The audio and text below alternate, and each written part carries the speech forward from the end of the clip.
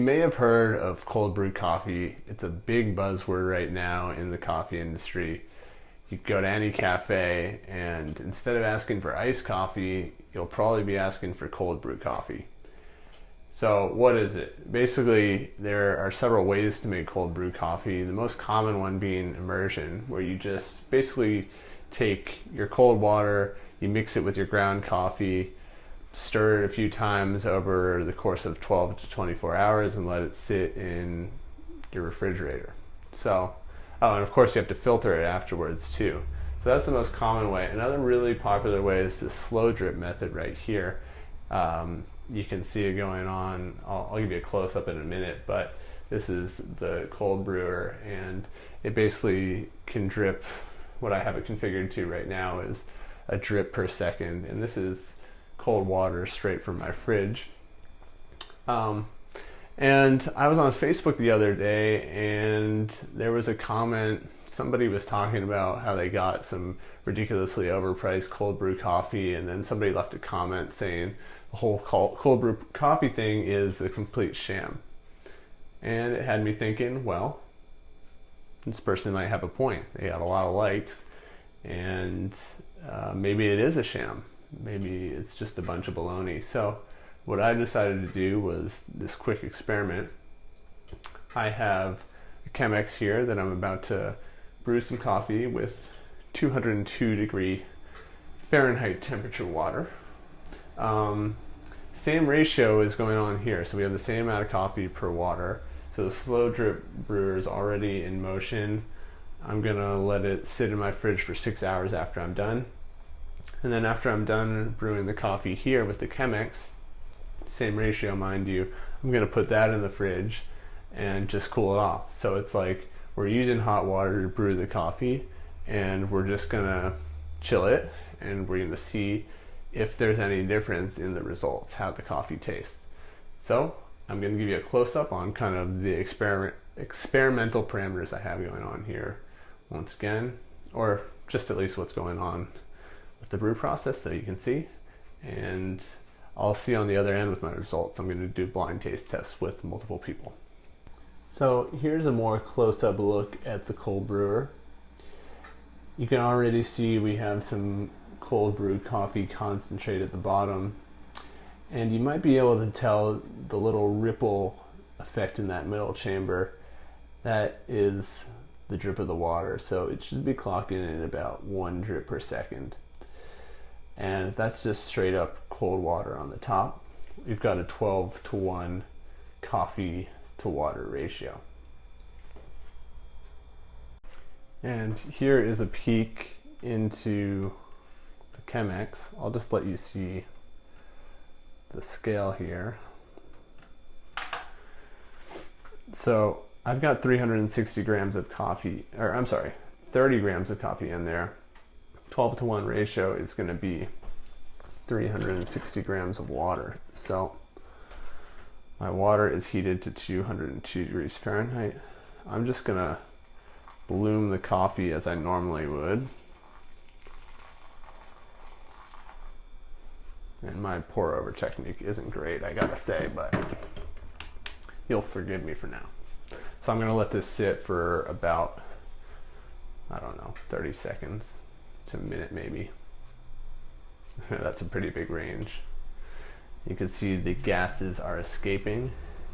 We want to let that happen so our coffee, or I should say our hot water, can easily pass through the ground coffee without being pushed off to the sides of the filter, because then we'll just end up tasting hot paper water, and that would be disgusting.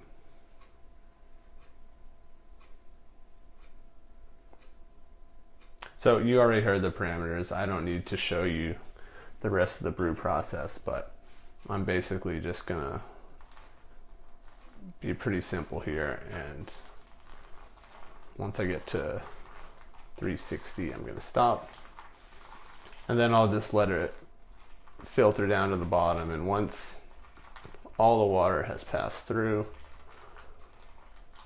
I'll put this in the fridge along with the cold brewer over on the right. what I like to do, I like to return the kettle back to the base just to make sure it's at the same temperature. It dropped down a couple of degrees, so I want to make sure I'm as close to 202 as possible. So about almost halfway there.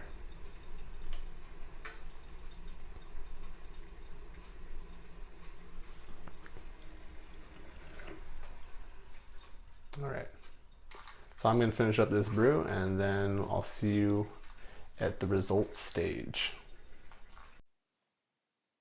Okay, so I know I didn't show you the final product of either the cold brewer or the Chemex, but suffice to say there were some significant visual differences. The Chemex looked a little bit murkier, a little bit lighter. The brewer was much darker.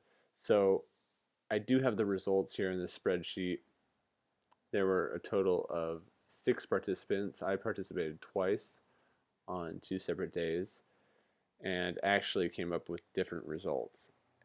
And what I did was I put the cold brews in dark cups or cups that weren't translucent, so nobody could look for any visual cues that would influence the results. So if you look here, you can see the participant names, their preferences, the order in which they tasted it. So did they choose the first brew they tried, or did they choose the second brew?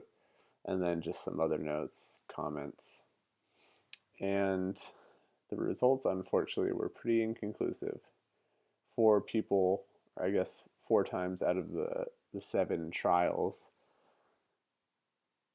the brewer was the preference. So that is the standard cold brew method. And then 3 out of the 7 times, the Chemex was the preference.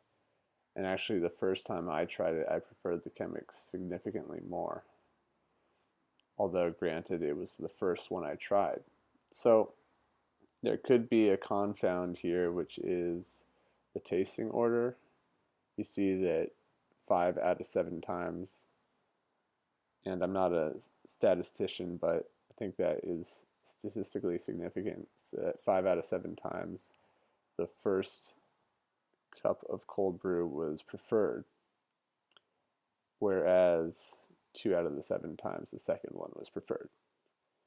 So, do we know if cold brew coffee is significantly better? From this experiment, unfortunately, the answer is no. So, do I think you should invest in $80 cold brewer?